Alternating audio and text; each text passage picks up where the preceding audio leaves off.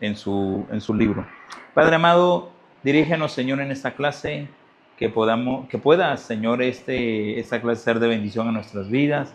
Enséñanos, Señor, lo que tienes en los secretos, Señor, en lo oculto para nuestras vidas, y que pueda transformar nuestro liderazgo. Queremos servirte de la mejor manera, Señor, y queremos hacerlo lo más que podamos, estar siendo capaces y capacitados, Señor, adiestrados, Señor, para hacerlo con excelencia. Te pedimos, Señor, tu dirección en todo lo que emprendamos, hagamos como líderes, y sobre todo, Señor, que podamos alcanzar esa excelencia, Señor, del cual tú nos pides que lo hagamos. Tu palabra dice perfeccionando, Señor, siempre. Creemos, Señor, que tú nos perfeccionas a nosotros, que tu nombre nos perfecciona, que tu presencia nos perfecciona, y que todo lo que hacemos, Señor, pueda glorificar tu santo y divino nombre. En el nombre de Cristo Jesús oramos. Amén. En Nehemías usted va a encontrar la historia del libro de Nehemías, como Nehemías, aquel hombre que era copero del rey.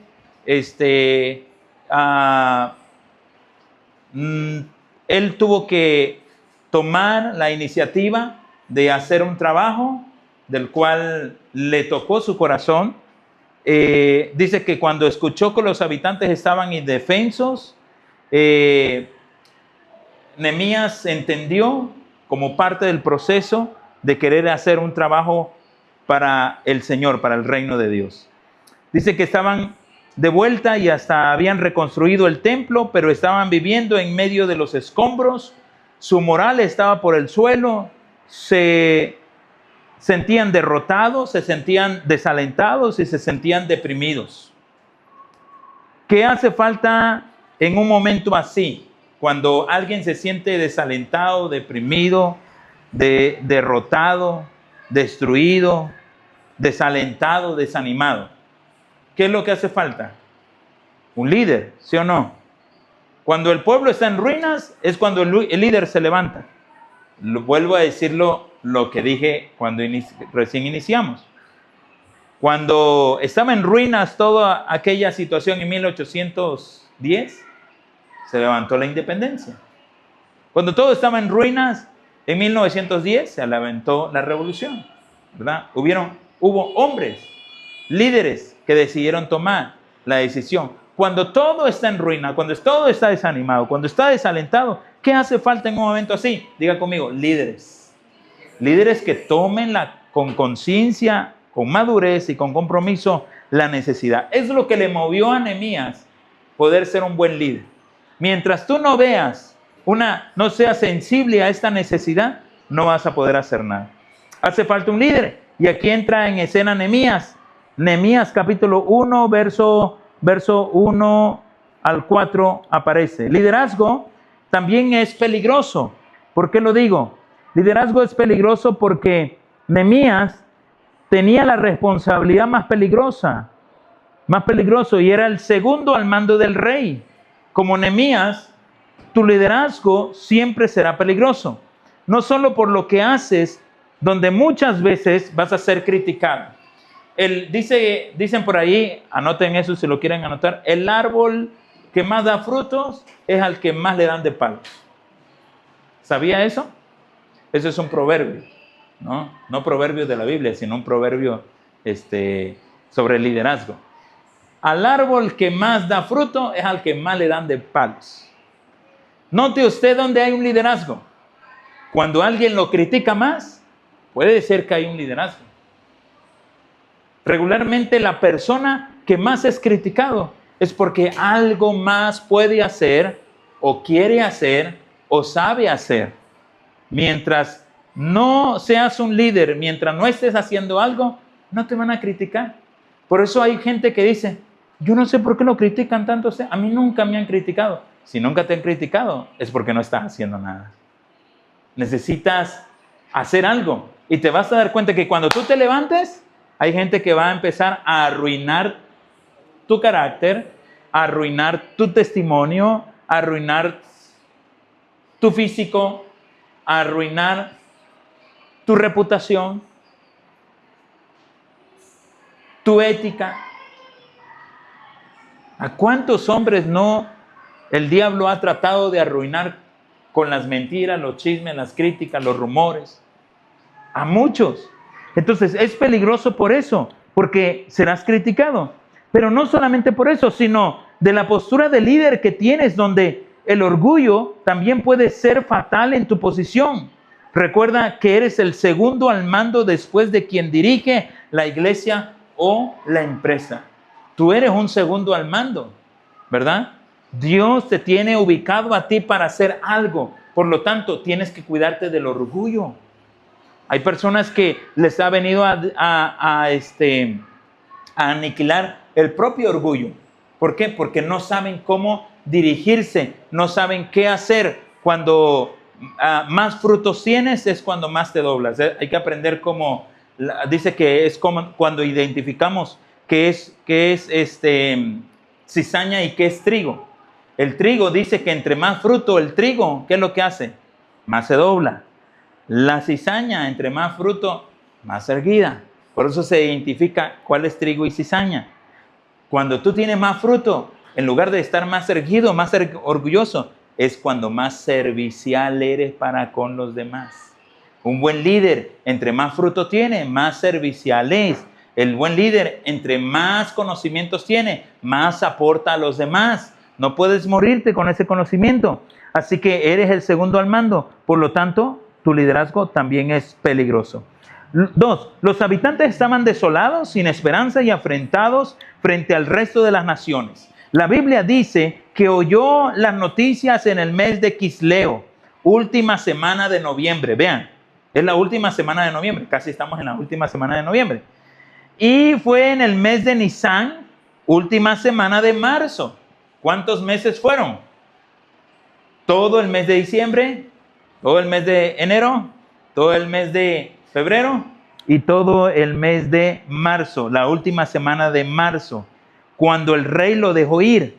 Había estado orando, llorando, ayunando y lamentándose durante largos 4 meses. Para aquellos que dicen que esto fue de la noche a la mañana, para aquellos que dicen que el liderazgo es nada más de carisma, ¿verdad? De sentido común, de necesidad, de servicio. Quiero decirte que Nehemías se metió para orar, llorar, ayunar y lamentarse durante 4 meses, solo con la presencia del Señor, para que pudiera hacer algo fuerte. Hermanos, aquí, cuando Dios quiere preparar a una persona, no lo va a agarrar de la noche a la mañana. ¿Cuántos años se llevó Jesús para con los 12 apóstoles o discípulos? ¿Cuántos años? 3 años y medio, dicen, ¿no? Porque en la edad del 33 años y medio, Jesús se da en la cruz. Y dice que a la edad de 30 años, Jesús inicia su ministerio. ¿Cómo inició Jesús su ministerio? Ándale, buscó al equipo, ¿verdad? ¿Quién le señaló el ministerio a Jesús? Juan le abrió camino, pero ¿quién le señaló el ministerio? Sí, pero ¿quién? Según la historia, según la Biblia. ¿Alguien lo sabe? La sinagoga con los fariseos. ¿Se acuerdan cuando Jesús dice que le tocó leer el pergamino, leer la palabra? Dice que en el año, justo cuando él tenía la edad de 30, se paró y le tocó, estaba dentro de los rabinos. Y dice que al momento de tomar, dice que leyó la escritura antigua de Isaías. El Espíritu del Señor está sobre mí, por cuanto me ha ungido, ¿verdad? Para llevar, para enseñar, para predicar, para profetizar. Y cuando terminó, dobló el pergamino, lo entregó y dijo: hoy se ha cumplido esta palabra entre nosotros.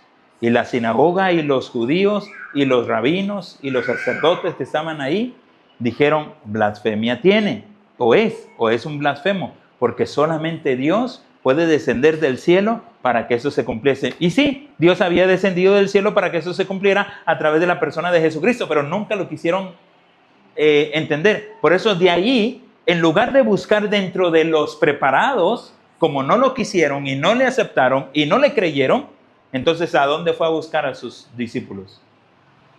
¿De dónde eran los discípulos? De lo más vil, de lo menospreciado. Dice la Biblia que del vulgo, muchos de ellos. El único ahí preparado, Mateo, y un ladrón. ¿De dónde fue a escoger Jesús sus discípulos? De los inconversos, de los que no conocían, de los que no entendían esto, de los que siempre que el Señor hablaba sobre se plantaba sobre el asunto espiritual, ellos lo entendían en lo terrenal. Incluso 2 de ellos, los hijos del trueno, cuando predicaban la palabra, dijeron: Señor, si nadie nos escucha, ¿quieres que oremos para que caiga fuego del cielo y los consuma? Estaban seguros que si oraban, caía fuego del cielo y los consumía, ¿no? Estaban seguros de eso.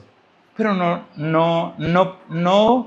tanto porque tenían la capacitación, porque apenas estaban aprendiendo, sino simplemente por eso. Entonces, cuando Dios quiere usar a un líder, lo va a preparar anticipadamente, y mucho tiene que ver la preparación con el Señor. Cuando Dios iba a usar a Moisés, dice la Escritura que lo preparó, ¿cuántos años en el desierto? 40 años.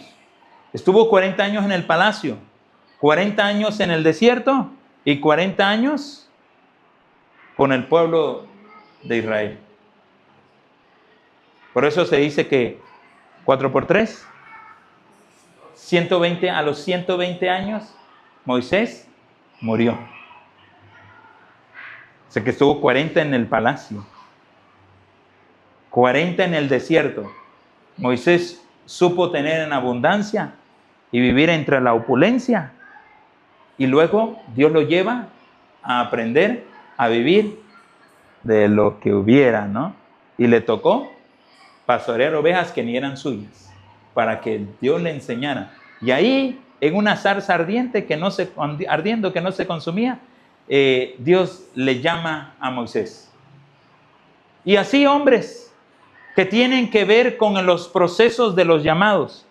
Los líderes, era necesario que a Nehemías 4 meses se llevara en intensidad entre lloro, oro, ayuno y lamento. No dejes en poco tu liderazgo. Si quieres tener un liderazgo que reviente, un liderazgo exitoso, un liderazgo que te critiquen, pero que te critiquen porque estás haciendo las cosas bien y estás teniendo éxito, se requiere un proceso de por lo menos oración.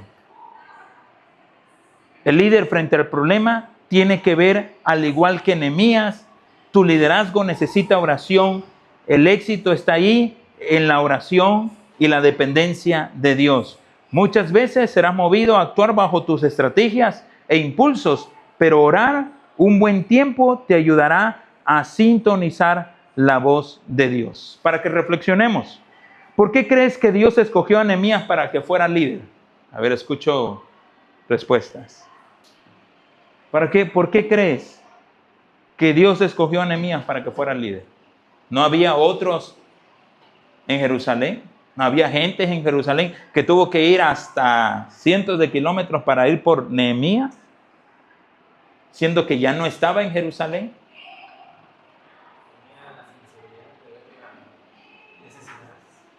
Tenía la sensibilidad de ver la necesidad. Puede ser una respuesta. Otra respuesta. Tenía compasión. Muy bien. Otra respuesta.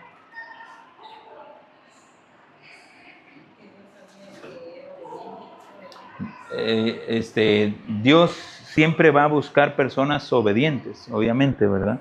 Y sabía que Nehemías era obediente. Segunda pregunta para reflexionar. ¿Habrá tenido algo que ver con su vida de oración también? Porque Dios no va a llamar para sus propósitos y sus planes para su reino gente que no esté empapada con la oración. Escucha, si quieres armar un proyecto y quieres hacerlo en grande y quieres que Dios te use y quieres dejar huella en eso, métete a orar. Dios llama a las personas que se meten a orar. La gente que no se mete a orar, Dios no los va a llamar para su propósito y sus planes. ¿Me explico? Dios siempre va a llamar a alguien que se mete a orar con el Señor. Muy bien, hasta acá concluimos con eso. Ahora sí, pueden descargar la otra, la segunda. En la segunda vamos a ver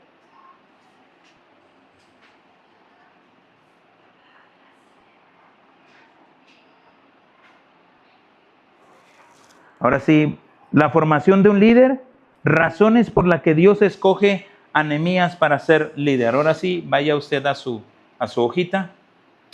Razones por las que Dios escoge a Nehemías como líder. ¿Cuántas veces les había advertido Dios a los israelitas a través de sus profetas que se volvieran a Él? Que dejaran los ídolos, las costumbres malvadas, que aprendieran de sus vecinos, pero ellos no quisieron. Sus oídos se volvieron sordos. El pueblo que Dios había apartado para Él como pueblo especial fue alejado de su presencia y llevado al cautiverio. Segunda de Reyes, capítulo 17, vaya allá por favor, versículo 1 al 23. Nos revela la situación tan delicada que obligó a Dios a esparcir a Israel sobre las naciones bajo un régimen de cautividad. Ahora el pueblo de Israel eran esclavos cuyo mayor opresor fue el imperio babilónico. Y en este momento de la historia aparece el líder llamado Nehemías. ¿Qué dice Segunda de Reyes capítulo 17, verso 1 al 23? Mire cómo empieza esta historia y por qué Dios decide escoger a Nehemías. Vaya a Segunda de Reyes capítulo 17.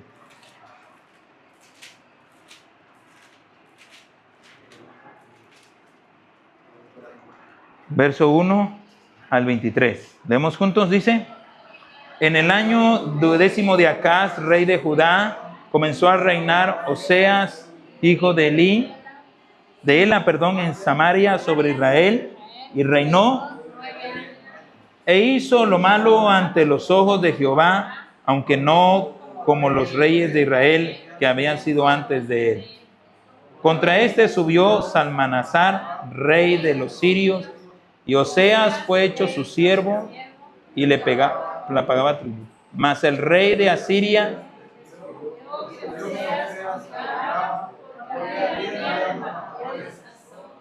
rey de Egipto.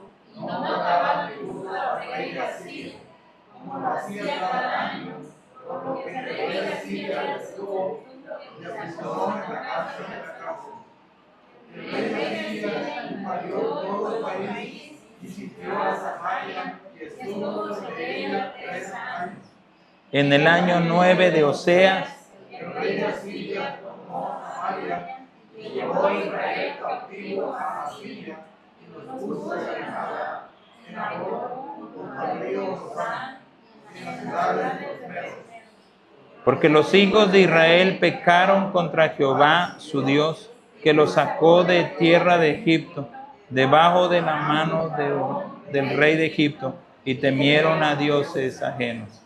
Y anduvieron en los estatutos de las naciones que Jehová había lanzado delante de los hijos del rey, y en los estatutos que hicieron los reyes de Israel. Y los hijos de Israel hicieron secretamente cosas no rectas contra Jehová su Dios, edificándose lugares altos en todas sus ciudades, desde las torres de las atalayas hasta las ciudades fortificadas. Y levantaron estatuas e imágenes de acera en todo collado alto y debajo de todo árbol frondoso. Y quemaron allí incienso en todos los lugares altos, a la manera de las naciones de Jehová había traspuesto delante de ellos, e hicieron cosas muy malas para provocar a ira a Jehová. Y servían a los ídolos de los cuales nosotros no habéis de hacer esto. Jehová amonestó entonces a Israel y a Judá por medio de todos los profetas y de todos los videntes. Volveos a vuestros malos caminos y guardad mis mandamientos mandamientos y mis ordenanzas, conforme a todas las leyes que yo escribí a vuestros padres y que os he enviado por medio de mis siervos los profetas. Mas ellos no obedecieron, antes resistieron su cerviz, como los cerviz de sus padres, los cuales no creyeron en Jehová su Dios, y desecharon sus estatutos y el pacto que él había hecho con sus padres, y los testimonios que él había prescrito a ellos, y siguieron la vanidad, y se hicieron vanos, y fueron otras naciones que estaban alrededor de ellos, de las cuales Jehová les había mandado que no hiciesen a la manera de ellos. Dejaron los mandamientos de Jehová su Dios, y se hicieron imágenes fundidas de los becerros, también imágenes de acera, y adoraron a todo el ejército de los cielos, y sirvieron a Baal. Se hicieron pasar sus hijos y las hijas por fuego, y se dieron a naciones y a pueblos, y se sacaron a su lado a Jehová, orándole a él.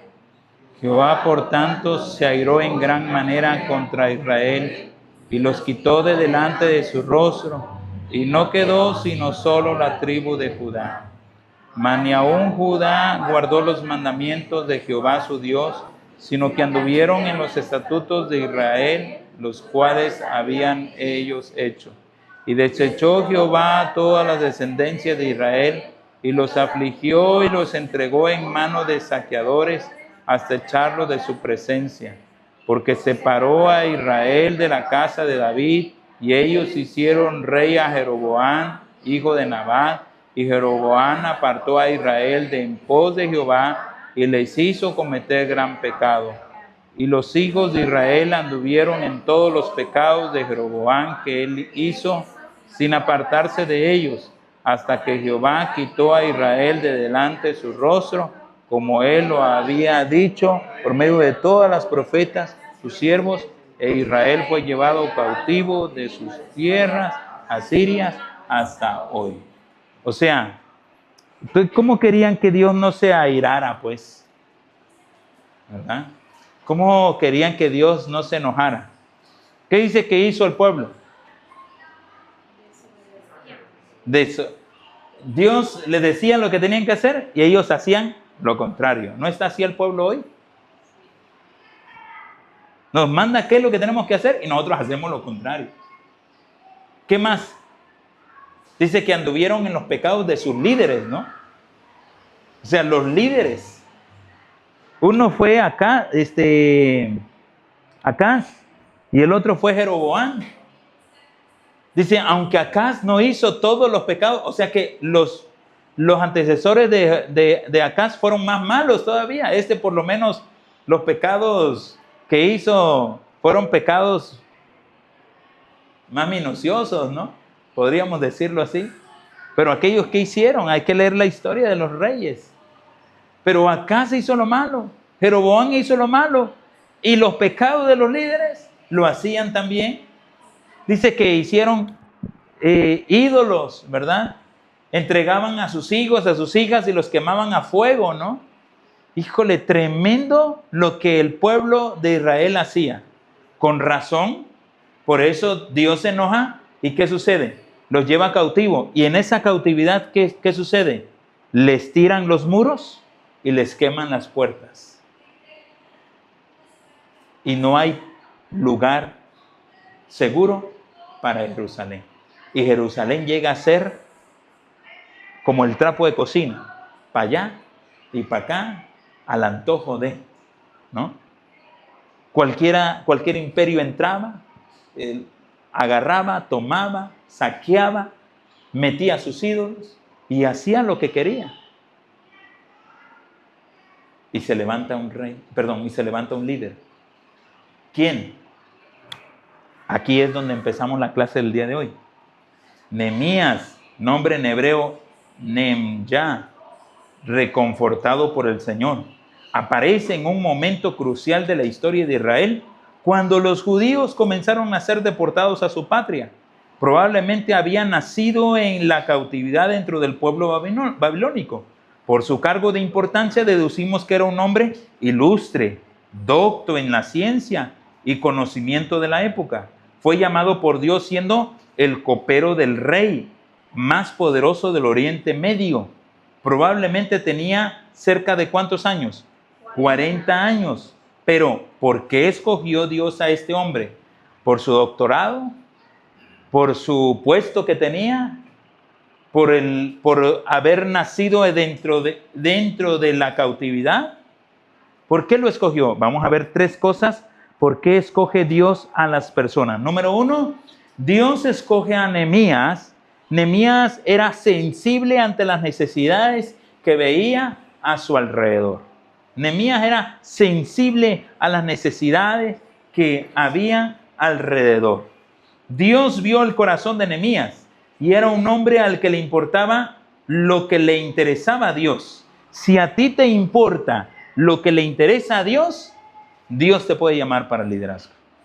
Estás en el camino correcto. Eres un liderazgo en potencia.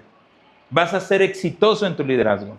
Pero si a ti no te interesa nada de lo que le interesa a Dios, estás frito. Estás frito porque no te interesa nada de lo que le interesa a Dios. A ver, pensemos un poquito. ¿Qué le interesa a Dios que te debe de interesar a ti? Que la gente está perdiendo. El evangelismo es el principal papel del interés de Dios por esta nación. ¿Qué más le interesa a Dios?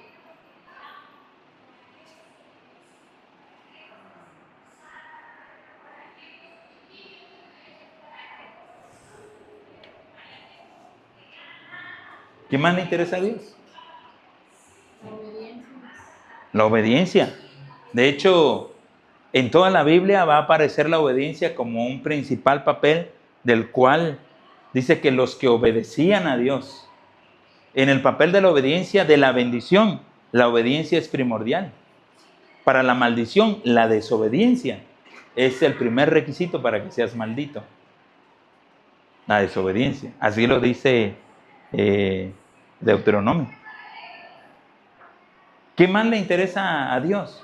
Hay muchas cosas que le interesa a Dios. ¿Qué le interesa a Dios? A Dios le interesa que tú te andes peleando con que si hay que levantar las manos, si hay que aplaudir, si hay que brincar, si hay que hacer... ¿Crees que a Dios le interesa eso? ¿Que andes peleando tú con nosotros? No, no le interesa a Dios eso. No le interesa. ¿Crees que a Dios le interesa el que tú estés tratando de alinear a las personas que predican la palabra? No, a Dios le interesa que prediquen la palabra. Él tomará un acto de alinear a las personas, pero no nos corresponde a nosotros. ¿Pero qué le interesa a Dios? El que le adore solamente a Él, eso sí le interesa a Dios. ¿Y que le adores en qué? En espíritu y en verdad. Hay muchas cosas que le interesan a Dios. Y tú puedes ver ahí que lo que le interesaba a Dios, Nehemías, por eso fue sensible a la necesidad que veía alrededor. Llevaba una vida agradable en Babilonia.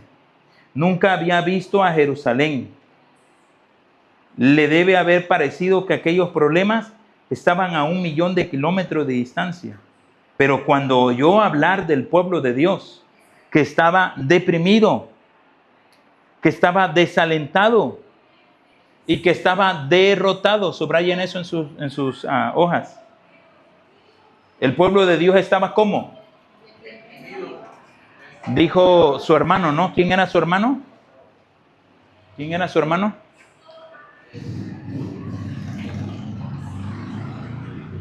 Según Nehemías 1, ¿quién era su hermano?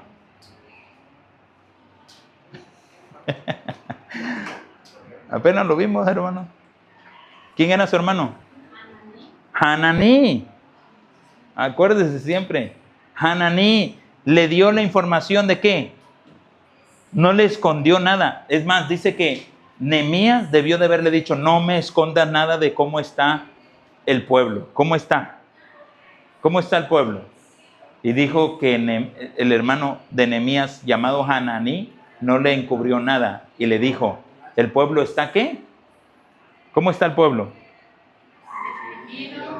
Desalentado y derrotado. Eso, hermanos, cuando le llegó esa noticia a Nehemías, eso le pudo a Nehemías. Eso le dolió a Nehemías. Eso le tocó el corazón a Nehemías. Eso lo hizo llorar a Nehemías. Eso lo hizo rendirse a Nehemías a los pies de Cristo. Me encanta cómo dice Nehemías, yo y tu pueblo. Él no dice, tu pueblo ha pecado. Él se cuenta como parte del pueblo. Y él dice, yo y tu pueblo hemos, ¿qué? Pecado. El buen líder siempre dice, sí. No dice, fallaron. Dice, fallamos. El buen líder siempre debe de contarse dentro de lo que está haciendo. Para que tengamos éxito, el buen líder no dice, tengo éxito. El líder dice, tuvimos éxito. ¿Estamos de acuerdo? Ese es el buen líder. El buen líder nunca te deja a ti ni lo malo ni lo bueno nada más. Lo comparte entre todos. Todos somos partes. Se tomó en serio esas noticias.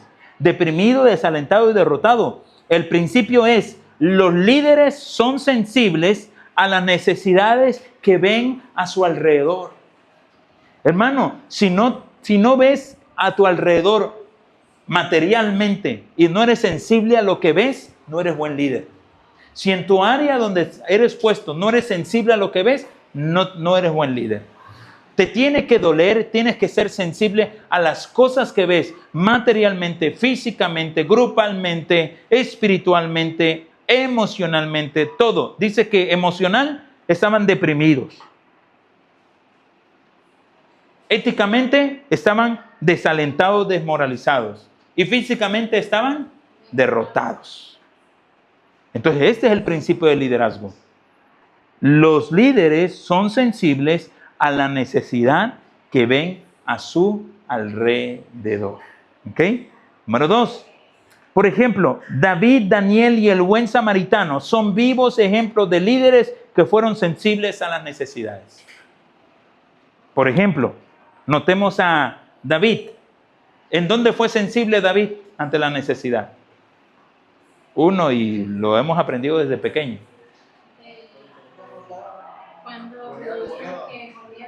Cuando Goliat, ¿no? ¿Dónde estaba Saúl? Detrás del bagaje. Y cuando David vio que aquel oponente era grande y entraba y los desafiaba y los hacía como quería, ¿no? Y le decía sus palabrotas, ¿no? Y le hacía lo que quería al pueblo, ¿verdad? Los desafiaba, nadie. A David le dolió, fue sensible a la necesidad y dijo, ¿quién es este incircunciso? Que dice la palabra incircunciso, viene de incircuncisión, que es de pecado o concupiscencia. ¿Quién es este pecador que se atreve a desafiar al pueblo de Dios?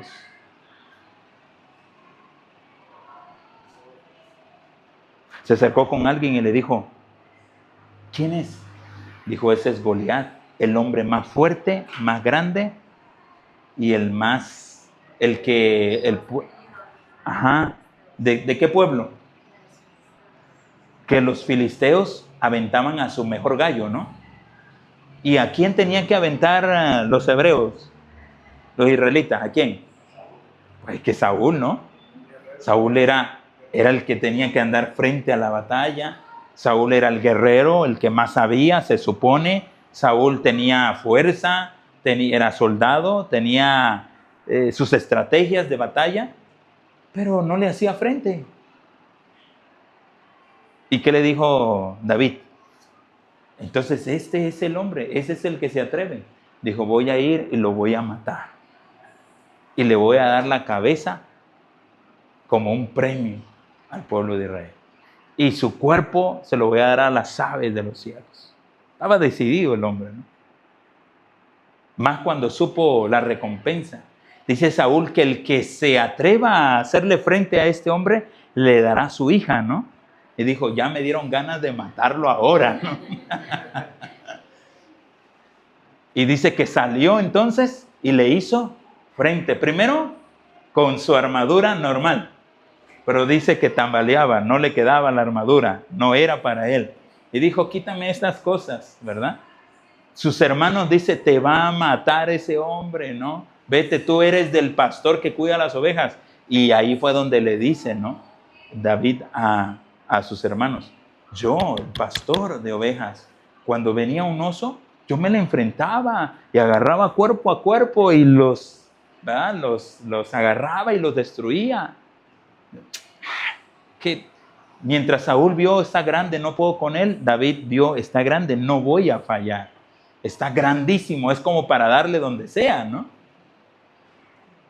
Por eso se burla el filisteo, que dice, ¿cómo? ¿Que soy perro yo para que vengas con palos y piedras? No hay otro hombre más grande y fuerte. No, porque vio la estatura, pero no vio el poder. Dicen que tomó la onda y la piedra, la giró y la soltó. ¿Pero qué fue? ¿La piedra? ¿Fue la onda? ¿Fue la destreza? ¿Fue el viento a favor? ¿Qué fue lo que mató al filisteo? ¿Ah? ¿Qué fue? Él dijo una palabra. Dice, tú vienes con espada y jabalina. ¿Pero qué dijo David? Pero yo vengo en el nombre. Es que detrás de él estaba el gigante, no todopoderoso. Interesante. Y ahí es donde David se da cuenta de la sensibilidad. Daniel se da cuenta de la sensibilidad de su pueblo y sube 3 veces a orar ese día. El samaritano, después de que el pastor y después de que los levitas, así dice el canto de Marcos Vidal, ¿no? El pastor llega primero y luego el músico, el levita, ¿verdad? Con sus instrumentos, al ver al herido, pero no es movido a misericordia. Y luego, ¿qué dice? Un samaritano, porque aquel que había sido ultrajado, aquel que había sido lastimado, herido, era un judío. Y judíos y samaritanos no se llevaban entre sí. Sin embargo, el samaritano, el que no venía de ningún lugar de adorar, el que no conocía, a lo mejor hasta no conocía a Dios, dice que fue movido a misericordia. Por eso estos 3 personajes nos enseñan a nosotros y otros más en la Biblia, que nos llevaría tiempo para nombrarlos. Pero estos hombres, David, Daniel y el buen samaritano, nos enseñan que se puede tener una sensibilidad a la necesidad de las personas. El buen samaritano nos enseña que hay que ir caminando y hay que caminar despacio para poder ver las necesidades a nuestro alrededor. Hermano, nosotros estamos metidos aquí 2 horas el domingo, 2 horas el sábado y 2 horas el miércoles. Pero si nosotros camináramos esas 2 horas el miércoles, 2 horas el sábado y 2 horas el domingo, en algún lugar usted se daría cuenta de la necesidad que hay de la gente. Y nosotros adoramos aquí al Señor. Que no es malo, pero mejor sería si nosotros saliéramos y viéramos. Y que no fuéramos en auto, sino que fuéramos caminando de pueblo en pueblo, como Jesús lo hacía con sus discípulos en la antigüedad. Por eso caminaban, no porque no tenían cómo irse, sino caminaban para ver la necesidad. Eran sensibles a las necesidades de... Y Jesús como máximo líder, sensible y accionista en la sociedad, ¿no? Dice que se encuentra en una avenida con una mujer, la viuda de Naín. Dice que su único hijo había estado ahí, entonces muerto. Dice que es movido a misericordia. Luego ve a otro hombre, dice, y es movido a misericordia. Luego ve al ciego, ve al hombre de la mano seca, ¿verdad? Al ciego de Betsaida, ¿verdad? Al paralítico también lo ve y lo ve con una necesidad de que pueda hacer el trabajo para el Señor. Así que, hermanos, número 1, sensibilidad ante todo. Pero cuando yo hablar del pueblo de Dios que estaba deprimido, desalentado y derrotado, se tomó en serio aquellas noticias. Aprendamos el principio. Los líderes son sensibles ante la necesidad de la gente que los rodea. Subraya eso. Este es el primer principio de liderazgo que hallamos en el libro de Nehemías. Dios usa personas a las que les interese lo mismo que a Él le importa. A Dios le importa que los muros de Jerusalén estuvieran por el suelo. A Nehemías le importó lo que le importó a Dios y eso hizo de él un líder. Bob Pierce, o Peirce, no sé cómo se pronuncia, el fundador de World Vision, decía: quiero que mi corazón se quebrante ante las mismas cosas que quebrantan el corazón de Dios. La primera cualidad de un gran líder es la sensibilidad ante las necesidades que ve a su alrededor. Punto número 2. Nehemías, la segunda razón por qué Dios escoge a Nehemías como líder es que Nehemías era digno de confianza. Dígalo conmigo, Nehemías era digno de confianza. Nehemías era digno de confianza porque Nehemías era un hombre de buena reputación. Regularmente las personas que tienen buena reputación entonces tienen confianza. La gente les tiene la confianza. Hermanos, ¿a quiénes ponen en los gobiernos? Hermano.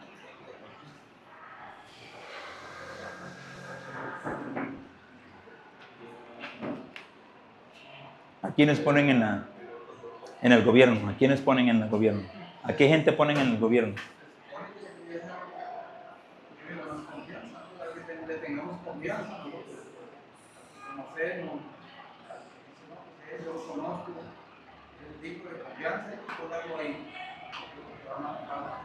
Van a manejar recursos, van a manejar proyectos, es una persona indicada. Desafortunadamente. Eso es lo lamentable, ¿no? Por eso el pueblo no camina. Por eso el pueblo no es exitoso. Alguien dijo por ahí, por eso estamos como estamos. Ya lo dijo Bukele, ¿no? Si no hay una persona que honre la nación, no debe de tener un lugar de honra. Debería de ser. Yo no quiero llegar a criticar a mis gobernantes, pero no nos dan otra opción. Debería de ser personas de entera confianza, pero no ponen a gente de confianza. Ponen a gente, el que más puede pelear, el que más sabe robar, el que más pésimo tiene su reputación, aquel que han hablado mal de ellos. A eso los colocan arriba. ¿Cómo se ponen los puestos de las personas? Comprando. El que más dinero da, el que más dinero pone. Eso de los votos, hermanos, salga a votar, pero uno es que ya Dios tiene su elección. Y es como la iglesia. Tenemos el gobierno que debemos de tener, no el que en realidad queremos. Tenemos el gobierno, por el cual estamos pagando nuestras penitencias, pecados y concupiscencias. ¿Por qué? Porque el pueblo es así. Si de gobernante fuera de más confianza, el de mejor reputación, ese nunca lo van a dejar que esté a la cima. ¿Por qué? Porque el pueblo es así. Porque el pueblo se presta.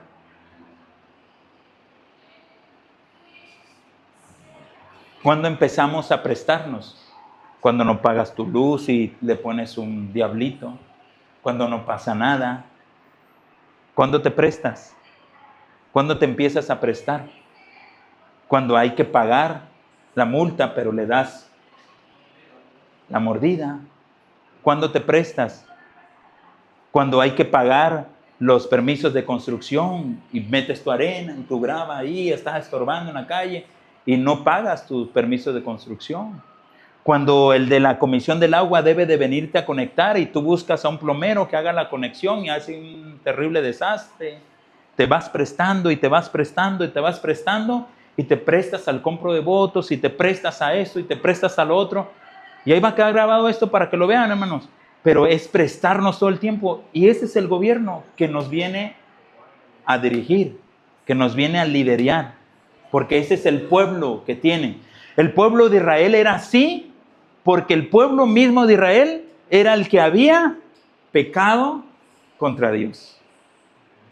Cuando Nehemías llegó y subsanó la tierra, al liderazgo, al ministerio, a los hombres.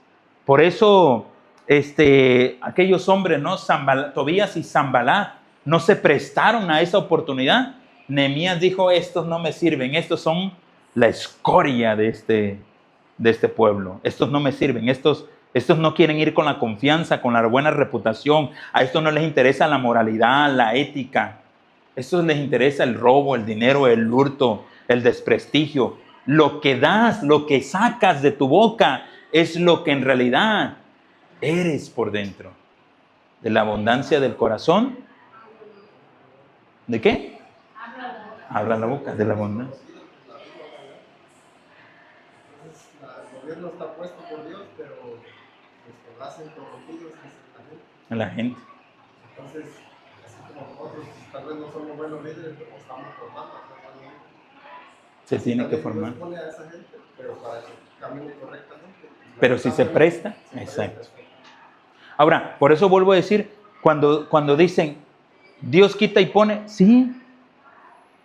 Pero ¿por qué estamos sufriendo con ese gobierno? Mira tu corazón, mira tu gente, mira tu pueblo, mira tu delegado, mira tu colonia, tu fraccionamiento. Si no hay cambio de mentalidad, Dios no nos va a bendecir con un buen gobierno para que cambie la mentalidad.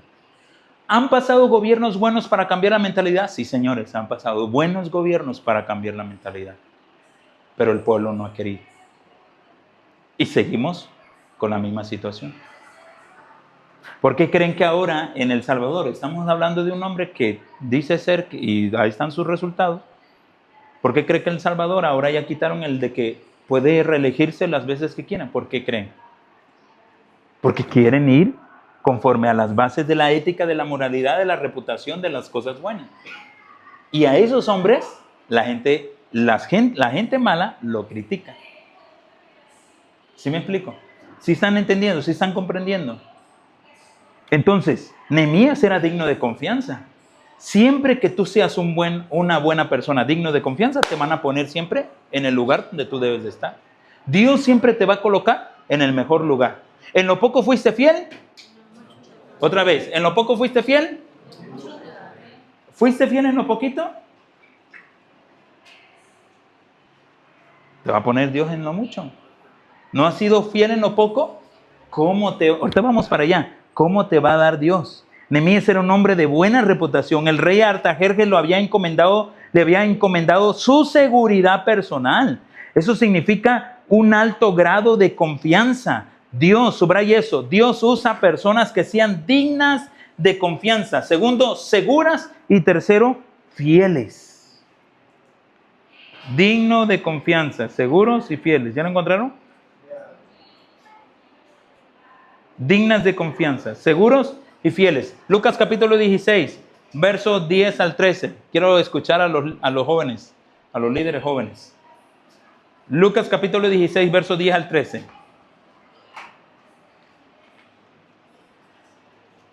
¿Ya lo tiene? A la voz de 1, 2, 1, 2, 3, 4. ¿Ya? Listo. Dale. A ver, otra vez. 2, 3, 4. El que es fiel en lo muy poco, también en lo más es fiel. Y en lo muy poco es injusto, también en lo más es injusto. Pues en las riquezas injustas no fuisteis fieles, ¿quién os confiará lo verdadero? Y si lo ajeno no fuisteis fieles, ¿quién os dará lo que es vuestro? Ningún siervo puede servir a dos señores, porque os aborrecerá al uno y menospreciar al otro. No podéis servir a Dios y a las riquezas. Excelente. Lucas presenta 4 formas en que Dios pone a prueba nuestra fidelidad. Una de ellas consiste en observar cómo servimos bajo el liderazgo. Lucas lo presenta. Lucas presenta 4 formas en que Dios pone a prueba nuestra fidelidad. 1, Dios observa, es el número 1, si quieren escribirlo aparte o subrayarlo. Dios observa cómo servimos en el ministerio bajo otro líder. Escuche, esta es la temática que Dios usa en la cualidad. Dios está observando siempre cuando tú estás bajo otro liderazgo para ver cómo eres tú bajo otro líder. Si tu liderazgo está basado en la buena reputación y la ética, 1, eres de confianza, eres servicial, eres sumiso, eres obediente, respetuoso, no cabe duda que Dios te va a confiar. El mismo grupo, otro grupo. O alguna otra cosa mejor. Dios observa entonces cómo servimos en el ministerio bajo otro líder. Antes de darnos un ministerio propio, quiere ver cómo tratamos el liderazgo de otro. Número 2, Dios ve cómo manejamos nuestro dinero. Otra forma tiene que ver cómo el líder maneja su dinero. ¿Cómo maneja su dinero? A ver, vamos a ponernos vamos a hablar de ética un poquito. ¿Cómo eres en cuanto a tu buena administración económica? ¿Cuántos despilfarradores hay aquí?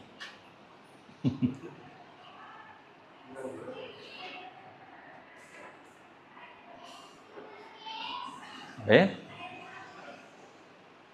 ¿Cómo andas en tu dinero?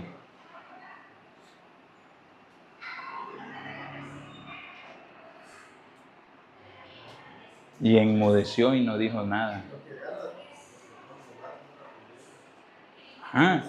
Hablando tus finanzas, tu administración en las cosas de Dios, tus finanzas en tus buenos ahorros.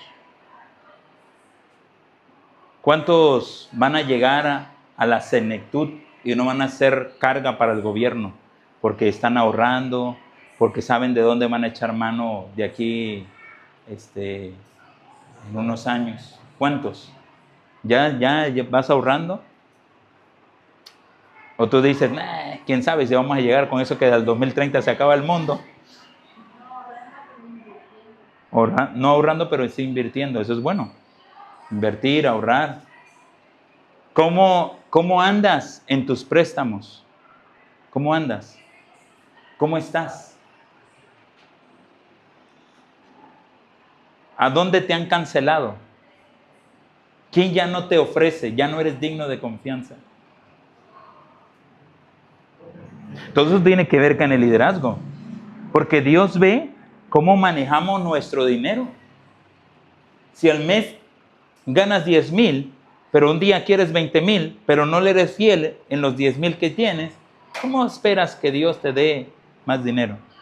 No sueñes nunca que Dios te vaya a dar más, porque no eres bueno administrando lo que Él te da a ti. De ahí es donde viene la prueba de tus fracasos financieros. Aquellas personas que tienen, pero dice el profeta Malaquías, se les va en saco roto. Echas, pero no abunda, no hay, nunca tienes, nunca puedes. ¿Por qué? Porque despilfarras su dinero. ¿Compras pasivos o activos? ¿Cuáles son pasivos y activos? A ver, contador, a ver, administrador. ¿Cuáles son las cosas pasivas y cuáles son las inversiones pasivas y las inversiones activas?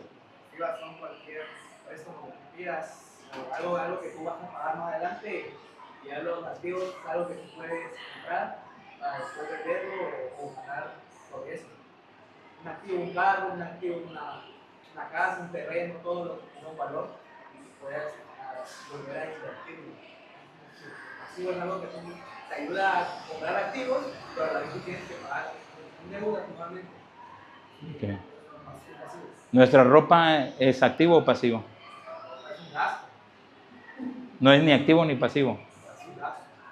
¿Qué más son gastos? Que nos quitan, que nos roban. Luz, agua, la renta de alquiler, ¿qué más? Los uniformes, lo de la ropa, pues, hasta un uniforme para la empresa es un gasto. Así que, pues, todo, un reloj, pues, es un gasto. Comprar teléfono, colocar internet, todo es un gasto. ¿Un iPhone 17? Ya ven, chicos, ¿para qué andamos queriendo comprar un iPhone? Gastos pasivos. Pero los gastos activos son gastos que te van a generar dinero. Eso es lo que está diciendo, ¿no? Los gastos pasivos son los gastos que te generan Ok. Entonces, ¿cómo andamos en eso, hermano?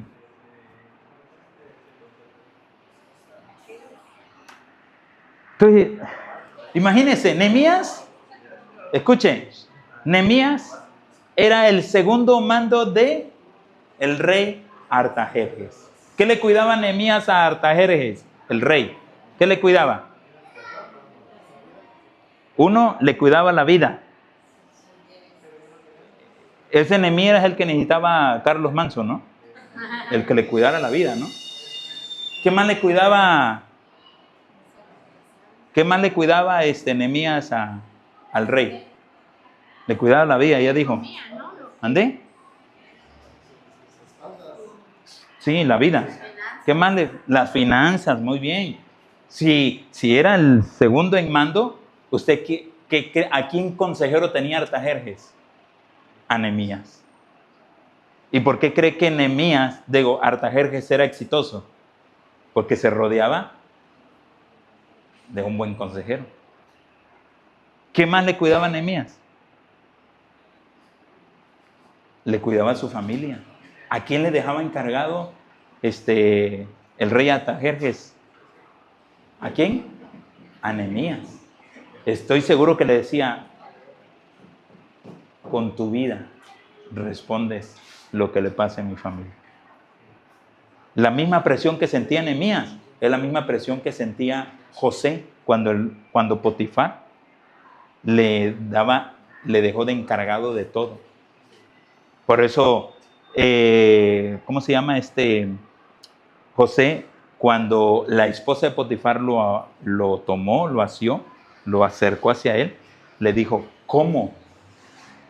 ¿Cómo le fallaría? ¿Cómo le pecaría? ¿Cómo pecaría? ¿Cómo le fallaría? Aquel que siempre me da de comer, dicen unas versiones.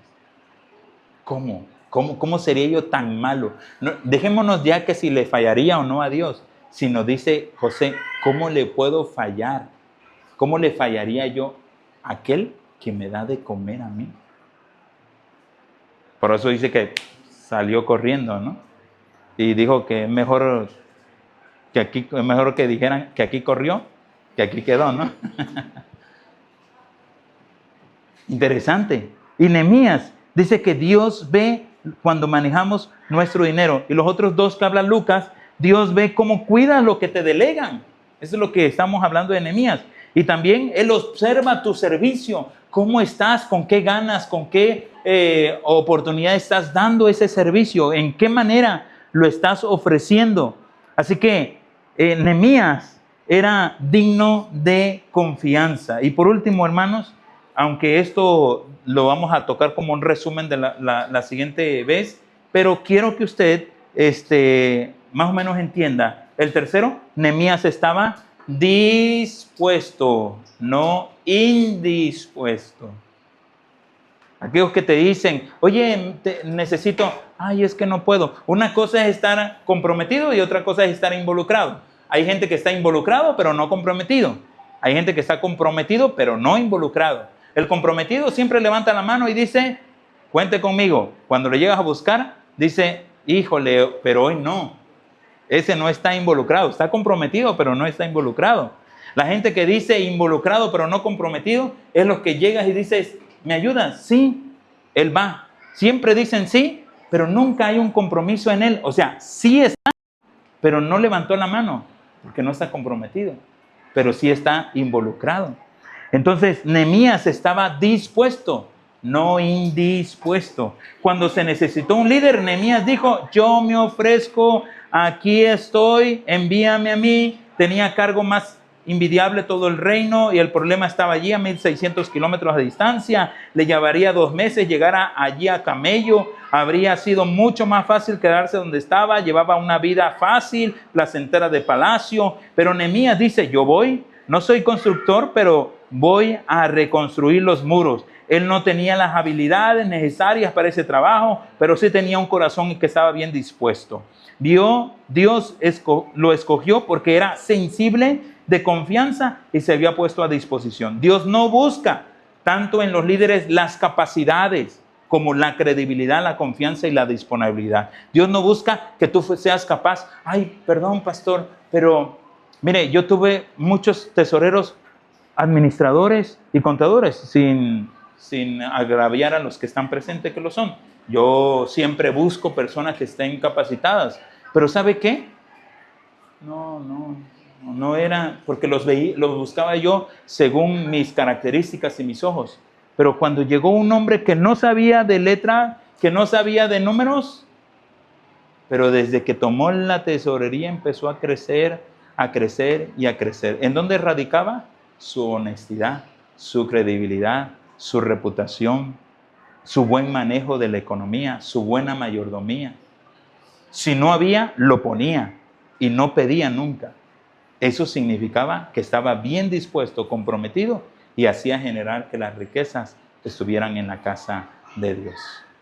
Cuando esto lo hacemos, Dios no busca personas con capacidades, busca el que es creíble o con crédito, la confianza y la disponibilidad. Esas cualidades son todas cuestión de decisión. Tal vez tú digas, yo no tengo los dones, el talento o el intelecto necesario. Sin embargo, no es esa la pregunta que Dios está haciendo. Dios está diciendo, se puede creer en ti, tienes carácter, se halla tu carácter en el crecimiento, eres sensible ante la gente, eres digno de confianza, ¿puede Dios apoyarse en ti? ¿Estás dispuesto?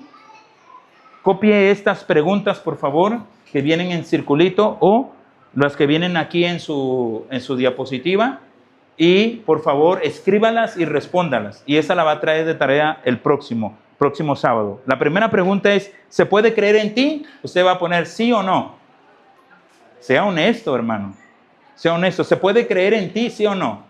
Lo que tú me estás diciendo, yo no necesito traer testigos, porque lo que me estás diciendo es creíble en ti. O no, pues no mucho. Te di 20 pesos, costó 19.50. ¿Dónde están los otros 50 centavos? ¿Se puede creer en ti, en eso? Ay, pastor, pues yo no sé. Sáquelo de su bolsa, páguelo usted, pero usted sea creíble, intachable, intacto en eso. ¿Ok? 2, ¿tiene usted carácter? ¿Tienes carácter? No es que si eres arrebatado, impulsivo, aquí rápido lo que yo digo, ¿no? Y se va a hacer según lo que yo diga, ¿no? ¿Y por qué? Porque soy el pastor, ¿no? Si lo andamos repitiendo todo el tiempo, fallamos, ¿no? ¿Tienes carácter? ¿Y carácter tiene que ver con qué? Ya lo vimos. 3, ¿se halla tu carácter en crecimiento? ¿Cuántas cosas fallaste que lo puedes tener como cosas, como enseñanzas, como lecciones de vida, pero que ahora te has prohibido a ti mismo, te has desafiado a ti mismo a no hacer aquellas cosas y de ahora tú dices, voy a crecer, voy a hacer las cosas mucho mejor. Si antes era así, arrebatado, hoy ya llevo 2 años y ya le he bajado a ese ritmo, comprendo más, hablo más, escucho más, entiendo más, apoyo más. ¿Está en crecimiento tu carácter? ¿Eres sensible ante la gente? Sensible a la gente, a la necesidad de la gente. ¿Eres sensible? ¿Sí o no? ¿Eres digno de confianza? ¿Te tienen confianza? ¿Puede Dios apoyarse en ti? ¿Estás dispuesto? Y lean Lucas 16, 10 al 13. La última pregunta es, ¿cómo puede usted? Anexe esta pregunta. ¿Cómo puede usted? Ahí viene en su hojita. ¿Cómo puede usted aplicar eso a su vida? ¿Cómo puede usted aplicar eso a su vida? Dios me le bendiga, hermanos. Este fue la tercera clase, cuarta para los que empezaron conmigo desde un principio, pero tercera según este libro, ¿no? 4 reuniones. 3 hojas. De esas 4 han sido 3 estudios. 3 estudios. Es que también fue en la primera, pero esos nada más fueron, ajá, exacto. Adentro 3.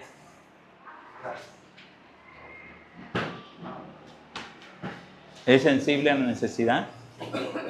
¿Cuántos son sensibles a las necesidades? Hay que desocupar ese salón. Esa es una sensibilidad que uno tiene. ¿Sale?